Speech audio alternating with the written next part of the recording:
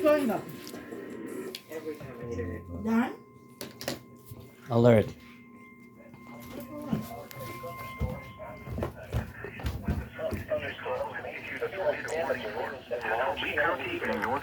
Tornado warning just issued. At 8:33 p.m., a severe thunderstorm capable of producing a tornado was located over Hamburg, moving northeast at 30 miles per hour. Hazard, tornado. Source, radar indicated rotation. Impact, flying debris will be dangerous to those caught without shelter. Mobile homes will be damaged or destroyed.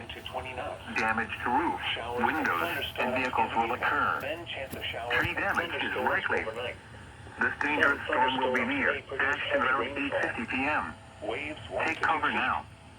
Move to a basement or an interior room on the lowest floor of a sturdy building. Avoid windows. If you are outdoors, in a mobile home, or in a vehicle, move to the closest substantial shelter and protect yourself from flying debris. Here is the nearshore marine forecast for waters within 5 nautical miles ashore on Lake Michigan. For the following, A severe thunderstorm